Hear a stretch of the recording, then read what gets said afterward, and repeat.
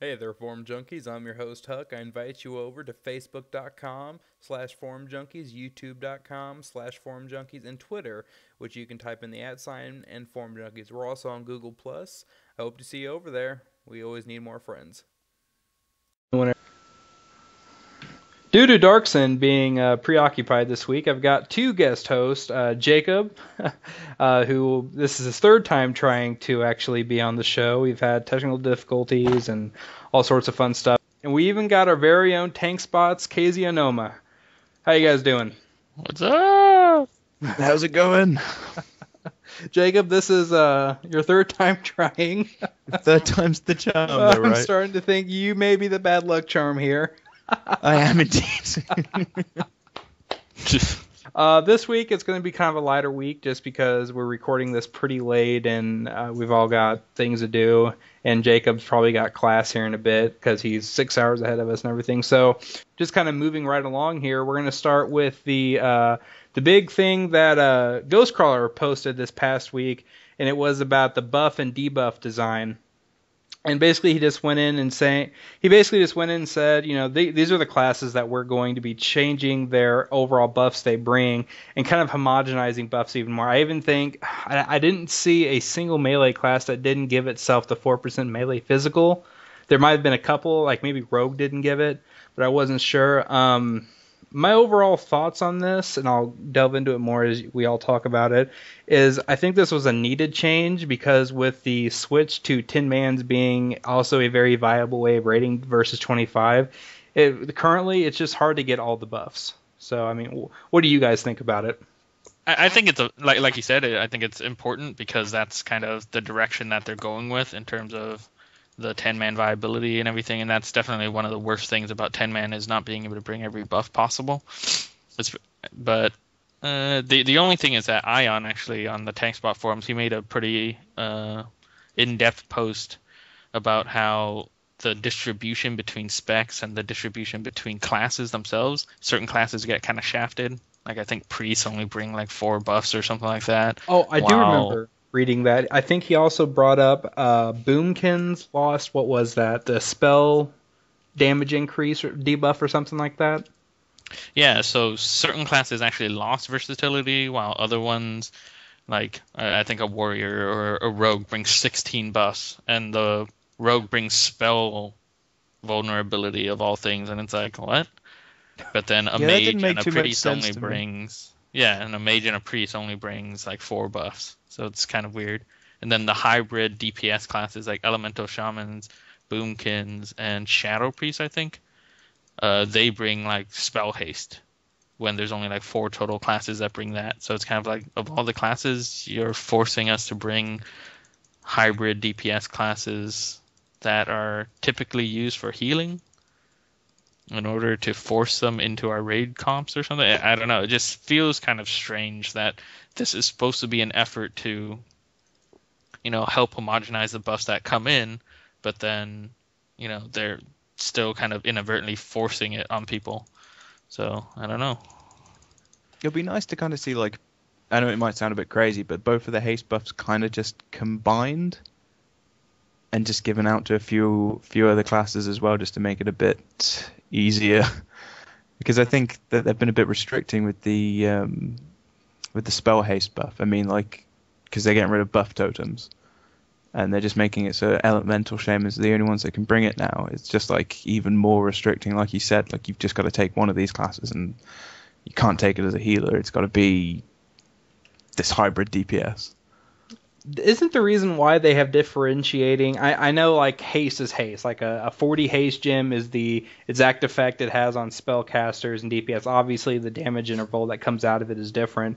But isn't the reason why they have differentiating haste is because haste for melee isn't anywhere near as powerful on average as it is for spellcasters? Like if I agree it'd be if they just wanted to completely homogenize it, make it equal. But could that actually work with the current setup of caster and healers versus melee and how they scale with haste?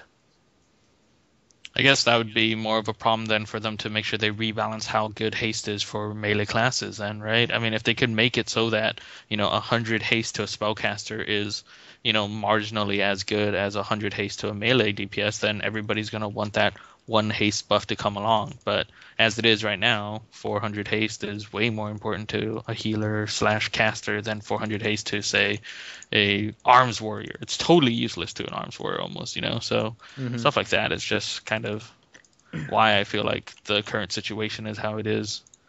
But it'd be the perfect time for them to change it, like right now, just as they're getting ready to get into MOP, like changing a load of the way that a lot of the stats work and stuff. Like, they were going to change it. They could very easily do it now. Exactly. It would just be a matter of scaling, right? They kind of how, they change your scaling as you level too, so certain stats cost more attributes to make something worthwhile, like 1% haste or whatever. It would just be a matter of how much does melee haste get affected by the haste stat compared to casters, and this would be a good time for them to redo it.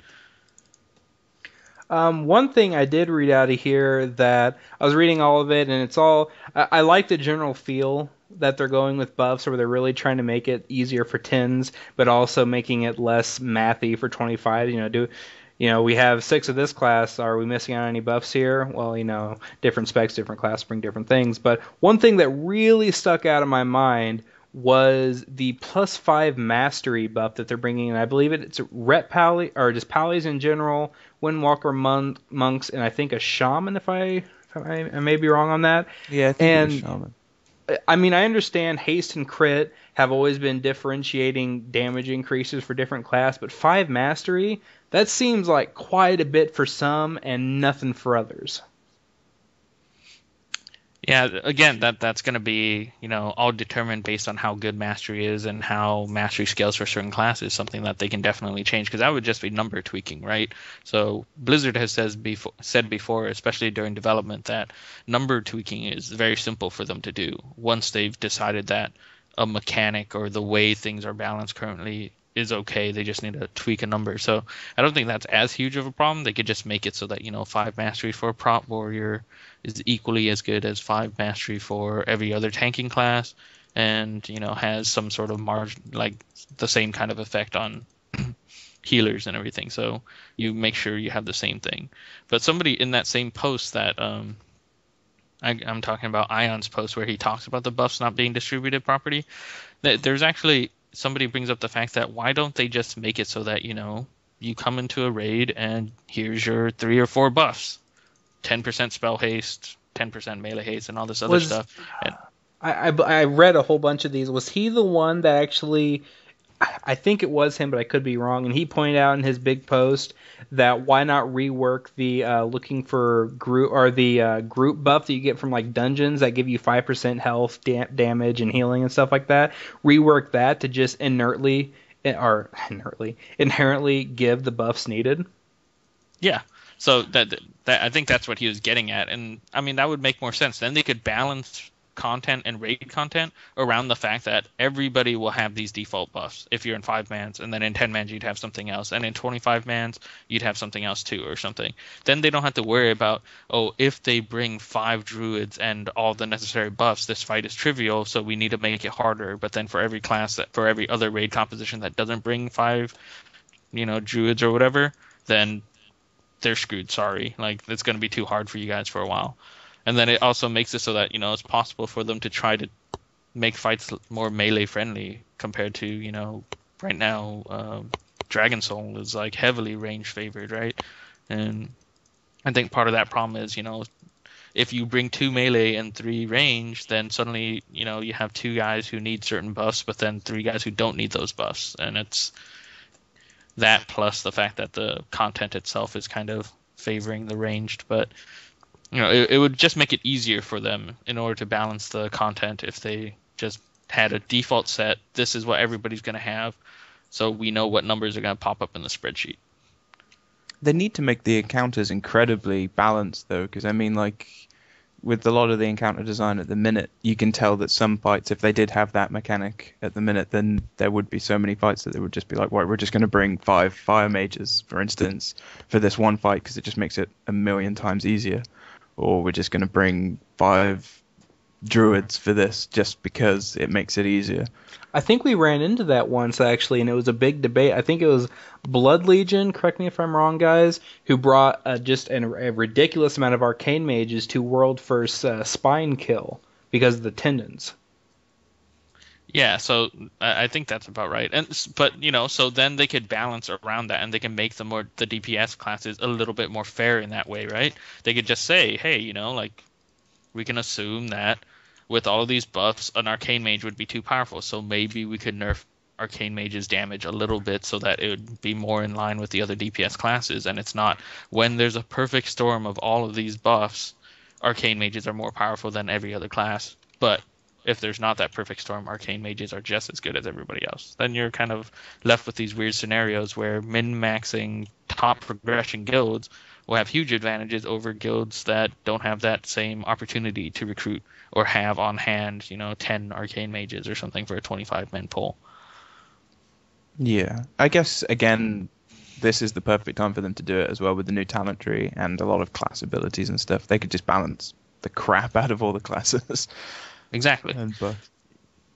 I think it'd be a beautiful thing to implement the way that you guys are talking about, and it would add a new thing. Because right now, their biggest thing is they say, okay, guys, on target dummies, you all are doing the same DPS. It's when we make this person move, everything changes. Well, why not, because we have so many open PTRs all the time, like every patch, and then betas, especially with this annual pass and stuff like that. If they implemented that, and then because obviously everybody knows on beta, people are going to try the first raid as soon as the gates open, if they have the gates open. And basically what they could do is put in the implementation that you guys are talking about, and then at that case, they go, well, this class is doing crap, well, let's buff this, and this class is doing way too good, so let's reduce the buff on this part. I think it'd be absolutely awesome if they could implement that in some way. Also, before we go on to the next topic, it wasn't in the buff and debuff design, but it was something that I've been kind of itching to talk about on the same topic for a while. And it's the new, I think it's 87 warrior ability called War Banner, and most of the abilities are kind of meh, you'd use them situationally, but there's one on there, and I forget exactly what it's called. And it's another form of lust, and it increases everyone's crit by 30%. And that's the only class we see right now that has that. So my first question to you guys is, will they make this like special to warriors only? Because I don't really think I saw many buffs that warriors specifically bring. And second of all, does this kind of open up the gate to other types of heroisms? And if that's the case, how is that going to affect encounter design? It would be nice if it was an interesting way for them to make certain classes that don't have very many buffs kind of like more important to the raid composition. Like warriors, like you said, they don't tend to bring too many. I mean, I think there's definitely like Sunder Armor and stuff like that, and Demoralizing Shout, but I think they're getting rid of that anyway, aren't they, for MOP? I could be completely wrong. I believe so. Yeah, I believe so. So that's part of their homogenization, is that there's buffs and debuffs that are going to be similar. So there's just going to be physical vulnerability, spell vulnerability, and stuff like that. So it's not necessarily true that all of these things that warriors currently bring will be brought in MOP. So, and this is very early iterations, right? So if they find that people are bringing 12 warriors on the PTR or the beta to every raid because they bring every buff possible and their DPS is phenomenal, then they'll obviously take some buffs away and tweak things. Going on to my second question here in just a second, because it just popped in my head. This seems to be something they kind of pushed over time, not really strongly. I mean, you look at how heroism was originally a shaman-specific thing. They eventually gave it to mages, so mages bring that as well now. And what was it in Wrath? They implemented, Divine Sanctuary or something like that, where it was a raid wall, I guess you could say. And then they have the mass bubble from Disc Priest and such like that. Do you think this is a way where they're going to make passive buffs? They're going to homogenize all the passive buffs, but every single class is going to bring something that is unique to that class that raid leaders will go, well, maybe we want to diversify this a little. Want to get a little bit of diversification up in here and bring, Unholy DK for Anti-Magic Zone, or the Warrior for the new Crit War Banner.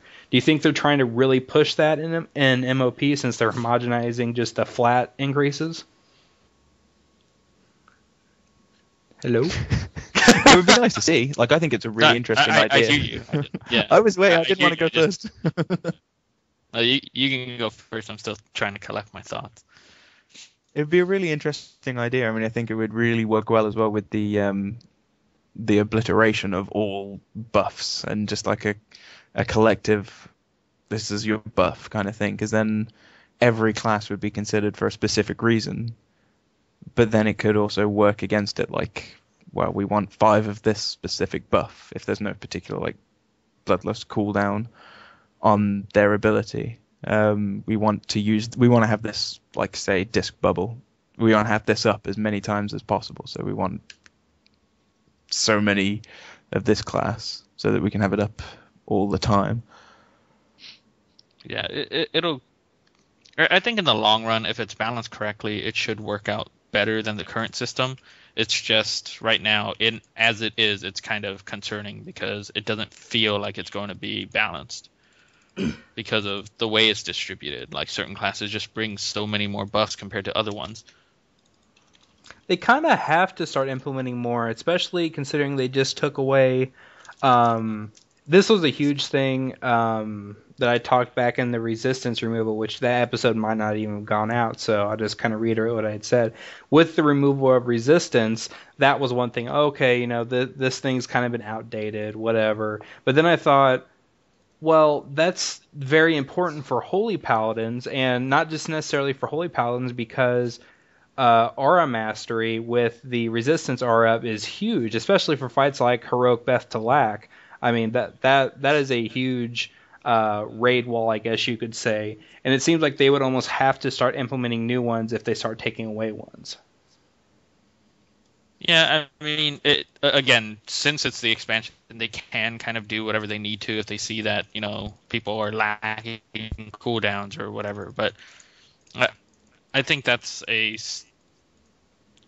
don't know how to phrase this, but that's kind of like a subsequent issue that they need to deal with, and more or less, not as huge a problem as we're probably making it out to be.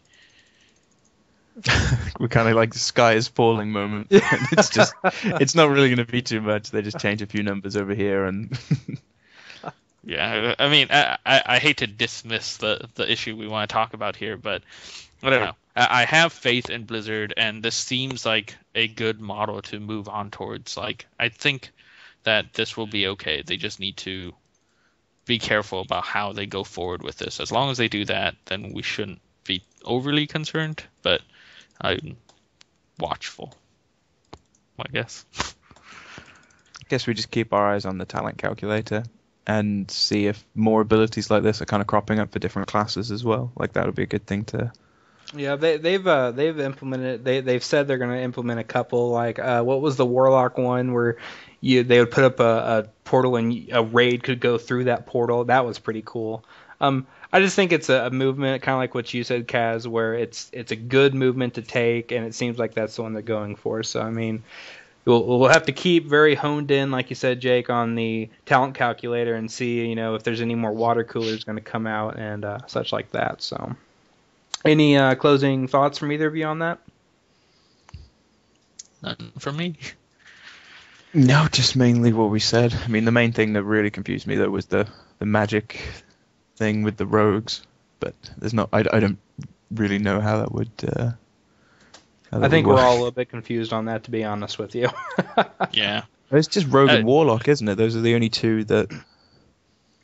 Yeah, it used to be rogue, warlock, boomkin, and I think shaman, maybe? I don't know.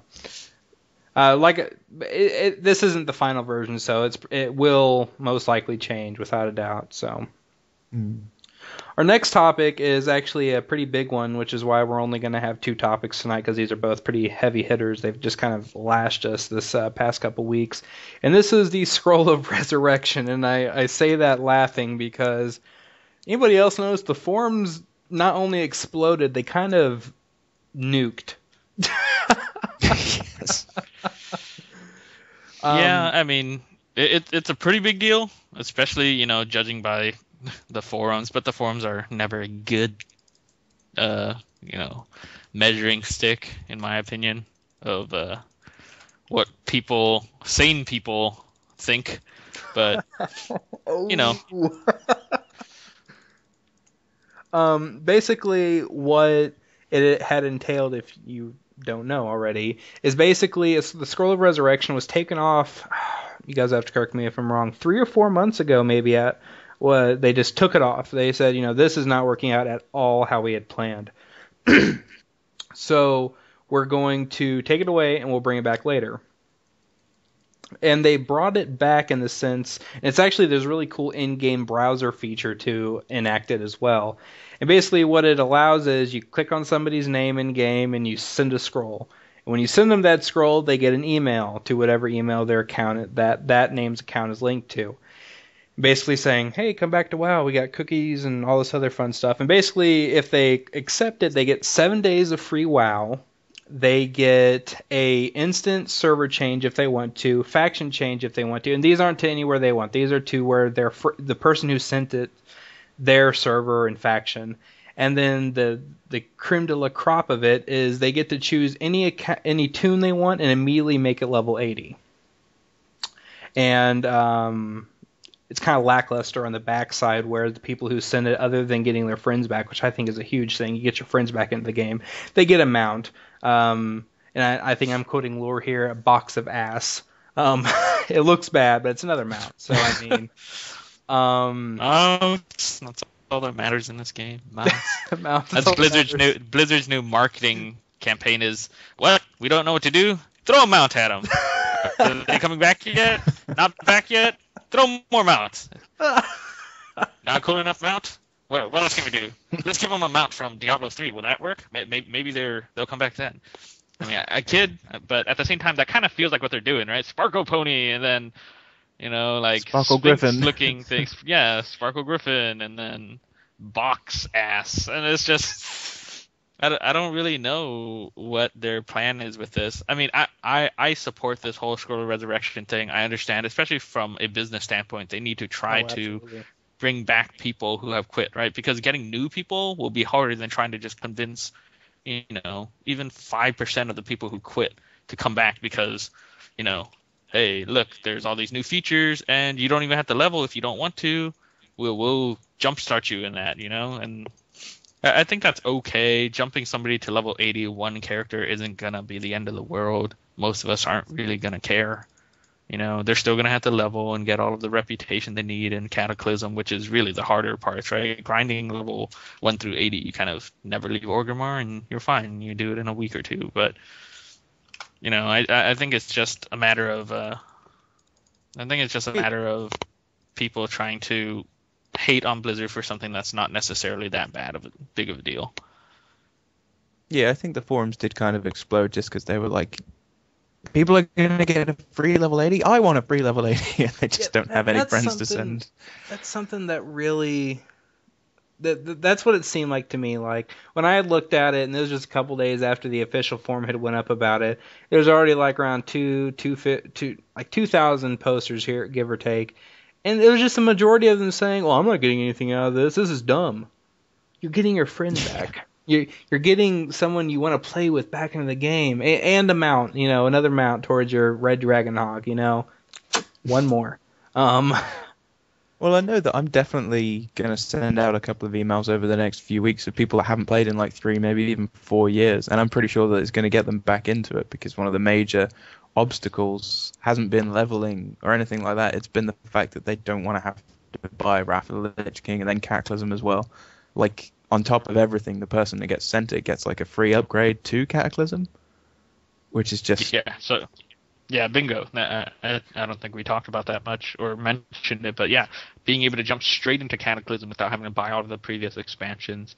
And then I think my friend actually, he just reactivated like 3 weeks ago before this announcement. He's so mad, right? Because, they gave you all the way up to Cataclysm, regardless of what patch you were before.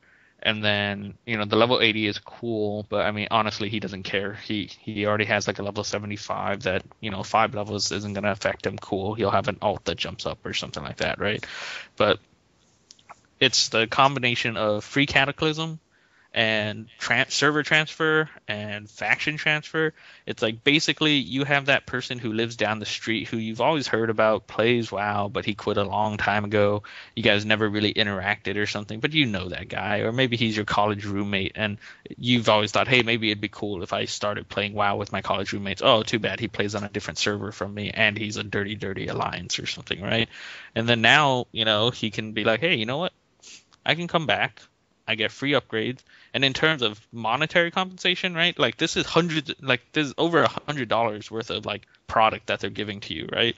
In terms of that, it's totally worth just trying 1 month, or even trying the 7 days or whatever that you get first, right? Like it's totally worth having him come over, and then you can try and fulfill your fantasies of playing with all your friends. I don't know if fantasy is the right word for this. Somebody's gonna take that out of context, but like you'd be like, yes, I can finally play with the orc of my dreams, right? Like you can do that, or even the people who are just like, I've always wanted to play on a heavily populated server.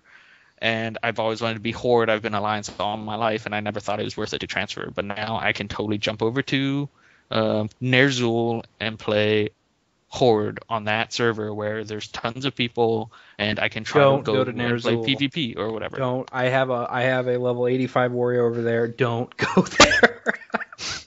It was just the first name that popped in my head. I actually don't know what's a heavily populated server right now. I would assume Korgath is decently populated by server, but but it's that kind of thing is actually more enticing. And I think that if anybody were to complain about anything, it's the fact that all of those things combine to hundreds of dollars. That's like basically almost a free year worth of WoW in terms of like monthly payments, right? Like $115 or $100 total or something like that. That's 6 months then. My math is terrible. I don't know why right now, but it's like 6 or 7 months worth of like free WoW just doing that. So, I can see where people might be angry about that, but it's like, if you're already playing the game, you're already playing the game. Nobody's forcing you to play the game. If you really want to quit because money is an issue, then maybe you shouldn't be playing the game anymore. But if you're playing it and you have an opportunity now to get some friends on your server or whatever, or like in community sites. I know I'm dragging this topic a lot, and I'll be sure to let you guys talk soon. But like Tankspot, right? Like how many of us all know each other on Tankspot? I would say that I've known Ion and a lot of people for a really long time, and a lot of people have left and quit Tankspot throughout the years. But we've always talked about. Moment of silence. Moment of silence, yes. Let us bow our heads, and all of the green names that became authors and immediately never made another post again on Tankspot. But lead on, Brother Fong. Lead on. Praise. But then, so like, now you have an opportunity. Say you still talk to these people. I'm Facebook friends with a lot of these people. A lot of these people went to Rift, right? They left the game and went to Rift right around when Cataclysm came out. Right? They didn't like the direction it was going, and they all quit. So now would be a good time to contact all of those people and be like, hey, I heard Rift isn't playing so well right now, or you guys are getting kind of bored or whatever. Maybe if you're feeling bored, now would be a good time for you guys to come, and you guys could all come back to the server, and all of us awesome Tankspot people can make our own guild on the server, and we'll get to play together all finally now, right? And we can do all of the massive theory crafting we've been doing online as a group now. Come on, who's with me? And even if it's just 1 month worth of subs from everybody to try that again, Blizzard benefits, right? Because if 10% of the people who try this end up staying, that's 10% gains for them. And then the hope is, those 10% hang around until MOP launches or whatever. Jacob? Yeah. Well, it's almost like the thank you as well to a lot of people have been saying, like, I want to thank you for playing for so long. But also a lot of those people kind of unsubbed when Cataclysm came around and would be like, well, hang on, I paid for like 5 years or whatever up until Cataclysm, and then I stopped. Why don't I get a reward? This is kind of like their way of rewarding them, maybe? It makes sense. I mean, kind of. all of these incentive-based things that they've been doing is kind of feels like a reward system, right? Like, oh, It's like a everybody that's veteran been system. That was the word I was thinking. Kind of a backhanded reward, doesn't it? Kind of feel like that, though. I mean, look at the annual pass. It's like, hey, nice. You look at the annual pass, and it's like, you get a mount, you get free Diablo 3, you get an instant beta key, but you have to pay for a year. The fine print, you know. Continue on, Jacob. But there's no fine print with this, though. That's the beauty of it, really. I mean, you've got like 7 days free as well. If you don't like it after the 7 days, you can just stop. I think you're not locked into continuing playing after the 7 days. I'm not sure. Don't quote me on that. But it feels like a really good way to your get complaints to Jacob at yes. gmail.com. Seriously, don't send emails to Jacob at gmail.com. We have no clue who that individual is, and I already apologize for this man's email account who possibly gets some poor guy. spam now. There's some guy listening right now going, "That's my email." No, Kazey. Oh goodness. You got any closing thoughts on that, Jacob? Not really. Just that. Oh yeah, the recruiter friend. I really think that needs to be reworked now, though. After this, because it doesn't. It's almost like bringing an old friend back to WoW is better than bringing a new friend to WoW. Yeah, I can see that. I can. Well, see but Or you get it as the mount at. Sorry, carry on. Well, the idea is, I think, if you bring back an old friend back to WoW, is that they've already leveled a character, probably, at least up to 70 or something. Maybe they quit back in TBC, or they even back in vanilla they got up to 60 or whatever, right? But the idea is that they've experienced the game to some extent already, right? And then so they can fast forward to 80 or whatever. Obviously, there's going to be some people who get rezzed who only got up to level like 30 and was like, oh, this game's stupid, and they never wanted to play again. But then now they're like, hey, I got a free level up to 80, sure, I'll do it, right? No, but pay for those games. I'll do that. I don't have to pay for any of those games. Awesome, But I think with the new players, like Recruit a Friend, I could definitely see them revamping it so that maybe you could include a couple like the expansions or something up to Cataclysm or something too, so that it makes it more enticing for them. But I think the whole speed leveling through with your friend, I don't think they need to change that. I think that whole purpose is to try to create this environment where this guy gets to grow up and learn his character alongside a friend who can help teach him and stuff like that, and he gets to experience the entire leveling experience of World of Warcraft, and he gets to see all the zones and all that other stuff, albeit a little bit accelerated or whatever, right? But for the most part, he gets to quest, he gets to see that his character gets stronger as he levels and everything, and he gets to do it alongside his friend. And for a newer player, that's more important than to some guy who's well, he killed Nax back in the day, and now he's like, pandas. I think. Yeah. Go ahead, Jake. Oh, sorry. Oh, I was just going to say that is kind of good, but you only get this accelerated level if you level exclusively with that person, I think. Mm-hmm. So it'd be nice to see some kind of reward for that friend on their own, kind of like maybe accelerated leveling on your own without the other. Because I've had a couple of people. I think I've had a friend that I recruited that got to about level 40 or 30, and because I had other commitments, I couldn't quest with him all the time, and he kind of ended up losing interest in the game and not playing as much as he probably would have done if he had some kind of boost on his own or something. So really, the failure is on your part. Indeed, not yeah, being that's a my good friend. No. Look of shame. For shame, you chased him off for not being there for him, man. He wiped twice and you weren't there. You scared off one of our potentials. I think, and I'm gonna go really off the rails here for a second, because there's never been another MMORPG that has become this old and this large at the same time. I think it's actually, and I'm waiting for the pitchforks and torches to come out to lynch me. I think it's about time for them to implement something to where it will auto level you up to a point. Because of this, because Excuse me. At this point in the game, with the amount of levels, and we're going up to 90 now. Okay, the only game I can think of that goes high as that, if not higher, that actually has a strong player base and always has is RuneScape. Yeah, I know I said the R word. And even in that game, it just takes forever to level up anything. And I think, especially in this game where it's so, RuneScape is built around leveling up. World of Warcraft is built around being max level and then doing stuff.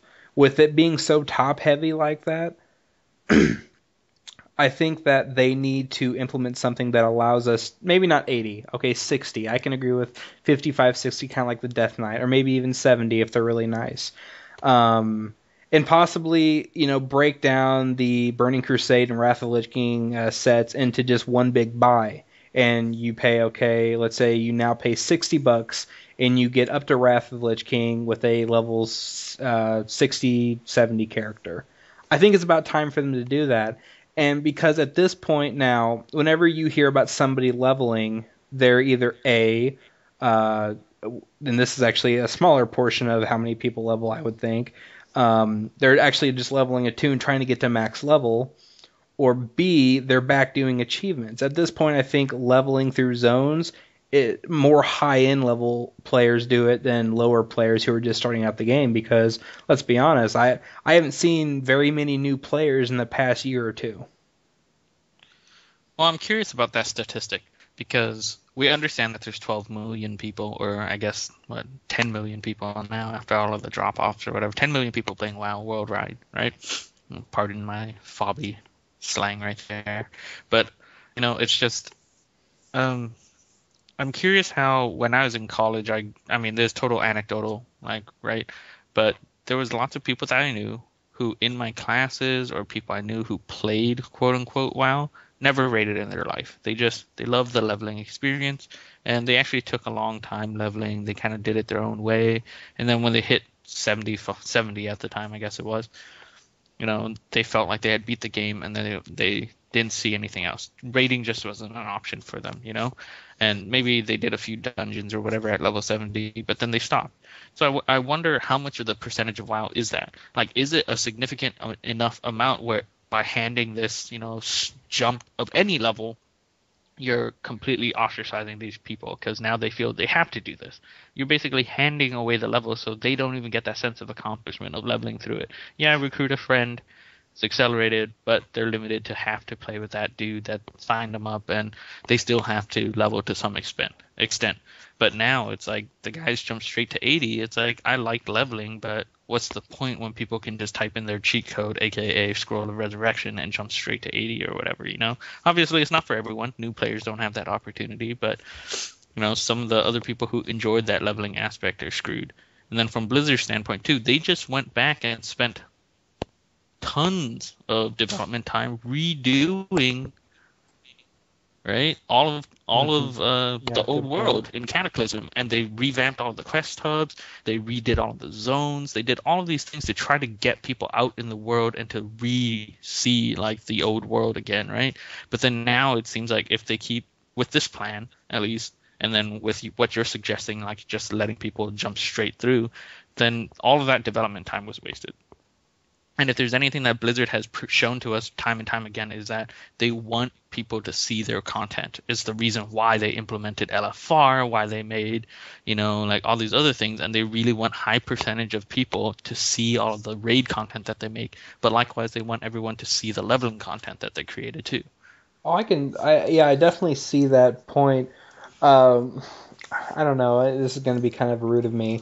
My philosophy on this point is, and now let me back up a little bit. I'm not saying if you have a level 85, you should be able to click on a button, have a free 80, or pay amount and get a free 80. No, this will be for people who are coming back to the game after 90 days, whatever, or they're getting just into the game. If they want to see the leveling content, they can make a level 1. I mean, this is where the asshole comes out of me. They can make a level 1 and level up. I think for the players who have already seen it and they want to get into a game that is so top heavy, like I said, that there should be something that closes. And I'm not saying level 80. I mean, that I do kind of agree with some people that's a little bit excessive. I could see an instant jump to 60. I could see that. But I mean, at the same, and then your point is, that they just redid the 1 to 60, and they did. It's beautiful. I love the 1 to 60, especially starting off as undead and kind of following that line up until Burning Crusade.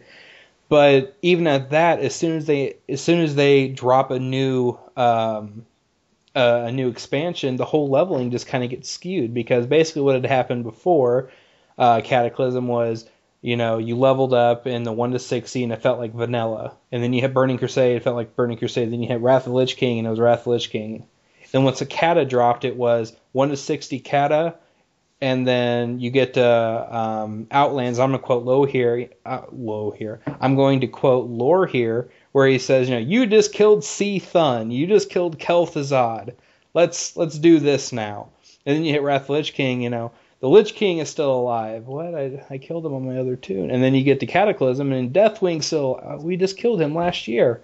It just seems like the leveling. Now I would be 100% on board with what you had said, but the fact that the leveling is so skewed as that, it kind of, in my opinion, deludes that aspect of it. Well, that's true. Yeah, that's fair. I mean, go ahead. They've said quite a lot, haven't they? I'm pretty sure that GhostCrawler said himself that the fact that you travel back in time after you finish like 1 to 60 and then you pretty much go back in time when you go through the Dark Portal, it's just flawed and nobody likes it. But it would just take so much time to rework everything to keep it up to date in a game that's like this big. Oh, very true. That's kind of where my undoable. That's where I'm getting this crazy point from, is just allow them to jump, Kind of like a selected hero class, the kind of thing that you're talking about. Like, instead of once you get to 55, you could make a Death Knight. You could maybe select a class that starts at 55 instead. Mm-hmm. Do you guys, I'm kind of blinded by the light, my own ego here. What can you guys punch any holes through what I'm saying? Like, what would be some major drawbacks to it? Once you've played one class, you don't know how to necessarily play another class. And a lot of people aren't really willing to put the time into learning. They were just button spam. In random groups and hold people back. To be fair, learning a warrior levels 1 through 60 doesn't really translate to much when you're a warrior at 85. And I'm pretty sure most classes are like that, because there are just these talents that just make such a huge difference that, you don't get Blade Storm until you're like 50 something or 60, right? So it's like, does it even matter if you've learned how to maximize your DPS at level 30? Because by the time you're level 85, it doesn't really matter all that much anymore. Like, it's totally different. That's a good point. So, the learning aspect of it is, if somebody wants to learn, they're going to learn. If they don't want to learn, they're not going to learn. So I don't know if the leveling part of it is that. I think if somebody wants to level because they want to experience it, that would be my drawback, is that seemingly you're taking away that option, although I guess it's not really taking it away. It kind of makes it mandatory, though, doesn't it? Because it's like the buff, the Dragon Soul 5% buff thing, like the option's there to get rid of it, but nobody in their right mind's going to do it. 10%. Exactly. That's a good point. I never thought. Kind of like that, I think Cody, he was our last guest host. He had made a point in one of the podcasts. It may have gone live, I'm not sure. And he just said, if the cake's on the table, everyone's going to take it. Yeah, definitely. So, that is a really good point, that at that point, it's not necessarily strong arming, but at that point you're going, well, what's the point? They're the perfectionists, when it comes to achievement points, which I'm terrible about. I try to get every single achievement point there possibly is, and I would go back and do it. But at the same time, it's a seesaw, it's a teeter-totter kind of thing going on. There are good ways to do them both, and it'll definitely be interesting to see how they pursue this. And as we know, this Scroll of Resurrection is only a limited time thing, and to see if they do it again, but next time you're level 85 now, and it's at the end of MOP,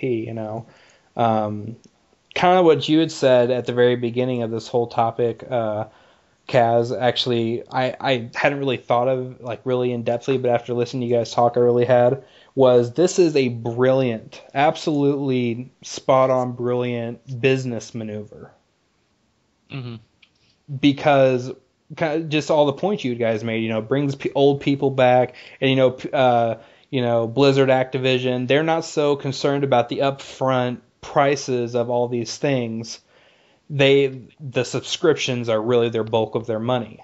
And if we can negate $100, just give everybody all this stuff and they and they play for a year, they've already 150% of what they've neglected. So I mean, it's all profit still.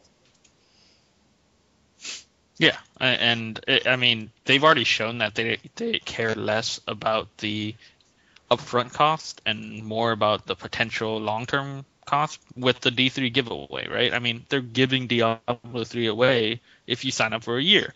And I mean, they didn't have to do that. They could have been like, no, you're going to have to buy both, and then they just have to potentially eat the cost of, losing subscribers when Diablo 3 comes, because they'll be like, I can't afford to buy Diablo 3 and keep up this WoW subscription, So they've kind of already shown that their subscriber base is more important, especially to, I hate doing this because I love Blizzard as a company, but to stockholders, the monthly growth or whatever, the consistent growth and dividend payouts are more important than, these spikes that may happen once every 2 years, especially with the way Blizzard is renowned for being, soon delayed, all these things. Like, as a stockholder, you hate that. Like, you're like, you said there would be big sales like coming this quarter, and I was ready to sell my stocks, but I couldn't because you delayed the release of a game.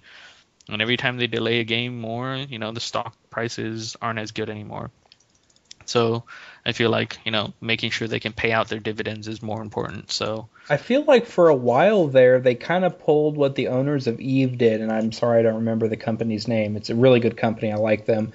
But for a while there, they ignored their flagship game, which was Eve. And there was like that 6 to 8 month period where things were just broken. And they eventually did fix it. They came back around and fixed it. But I felt as though Blizzard for a little while there was kind of not necessarily on the patch side, but kind of like communication and business side, were kind of ignoring their flagship.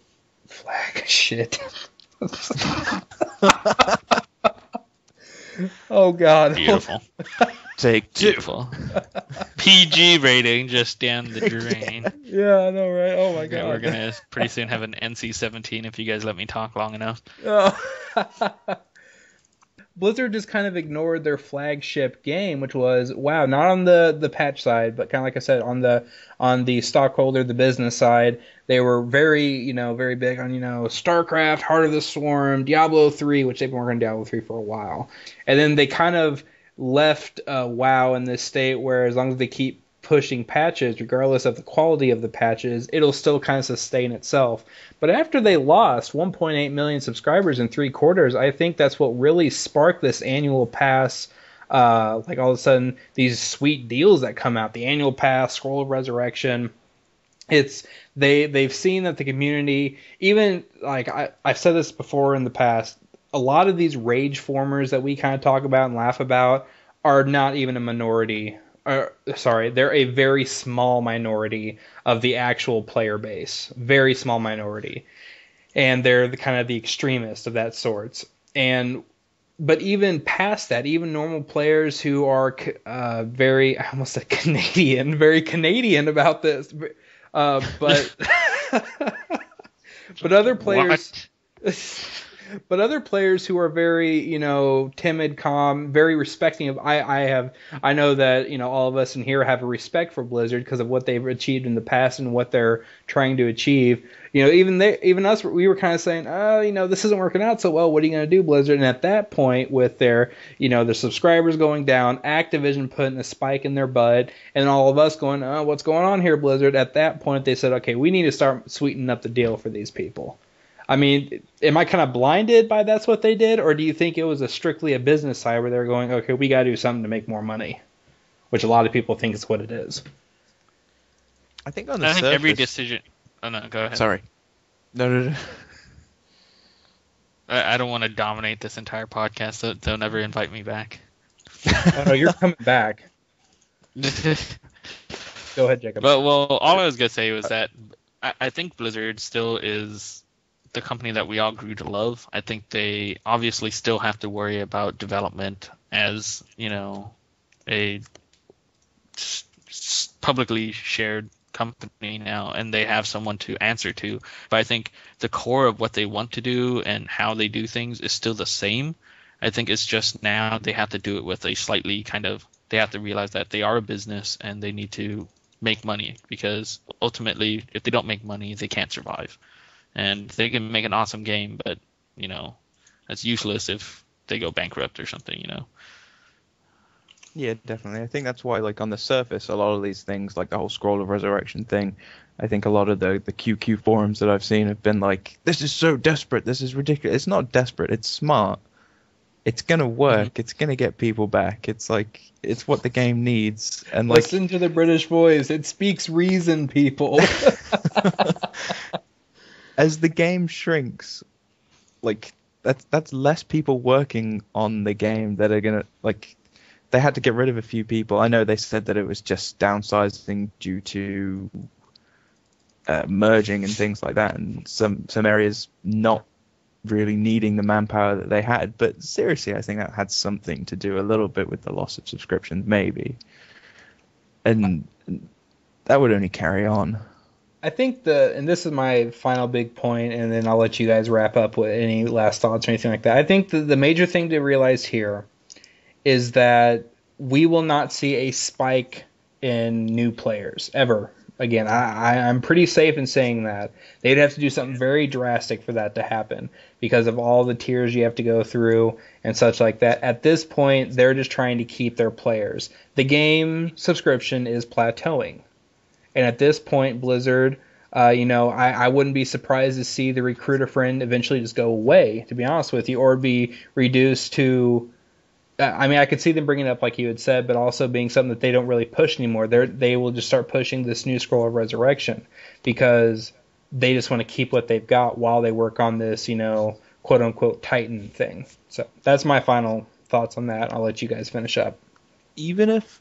Would you still think that even if they brought in your skipping levels thing, but exclusively to recruit a friend? Like, if you recruit a friend, you and a friend both get a level at that 60 point character, that would completely change how I think. But the problem with that is, I believe if they made a move like that, and correct me if I'm wrong, I think you'll kind of agree with me on this too, guys.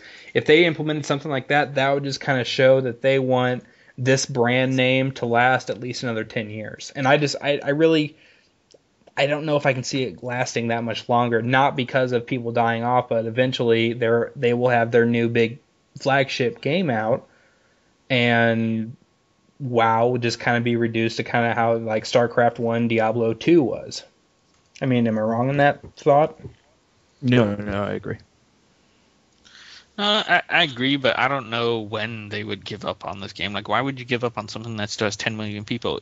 Even if you reduce that all the way down to 1 million people, that's still bigger than the vast majority of good MMOs that are out there, right? I mean, very true. It's and I think kind of insane to think this, but I think it was Mike B who said that, an ode to Mike B, and he said this game will be preceded by PvP, not PvE. And I could completely see this game going on for another 15, 20 years just for PvP, but eventually they're going to stop PvE, I think. Yeah, because they have to eventually, kind of like with Diablo right now, is eventually they're going to stop maintaining they can't keep putting out new content, right? Like, they just can't. So all they'll be able to do is reset the PvP ladder and so on and so forth, which is fine. I don't have a problem with that. I think that's makes sense from a corporate standpoint. Yeah, the community would stay alive, and I think that the game will still retain support for quite a while, because I mean, like, EQ2 still had a few servers around, and I think they only had like 2,500, 250,000. Jesus, 2,500, 250,000. Math apparently is terrible tonight from everyone. And if they can do it, then I think Blizzard would definitely do it, because they really go above and beyond when it comes to customer service and support, I think. And that's one thing that gets neglected a lot, is that they really are amazing with their customer care. Well, I don't have anything else to say. Do you guys have any, talk about something you're doing, Kaz, anything to support or anything? No. StarCraft 2, always big fan. Support esports. I love that game. I love everything about esports. And hit up your favorite community site, whether it be Team Liquid or SV World or whatever it is, and so just support the games that you love. I know it's easy to hate on games that you love because you're so passionate about them, and if there's one thing about diehard video game players, is that while we will love game companies like Blizzard so long as they do everything we want, we're very quick to turn on them too. And just it means a lot to companies if you just send them an email. You see that Razer does all sorts of things, right? Like they make WoW-based keyboards and mice and stuff like that. Go to their website, send them an email, and be like, hey, you know what? I just bought your Razer Naga mouse, and I play it for WoW, and I love it, and I'm glad you guys are actively participating in esports and the video game culture, and I appreciate your participation. Stuff like that helps everybody. It helps Blizzard, it helps Razer, it helps us, it helps everybody involved, including the individual players. So do something a little unselfish for once. Not that everybody's selfish, but we all kind of are, right? Do something nice. Do something nice like that, and it takes less than 5 minutes to do, but it makes a big difference to a lot of people, including especially the companies themselves. Jacob? Wow, how do you follow that? I like potatoes. I like potatoes. Support Idaho potatoes. Well, as always, I'm your host, Huck, gladly accompanied by Mr. Kazey Onoma. Nom nom nom nom nom nom nom.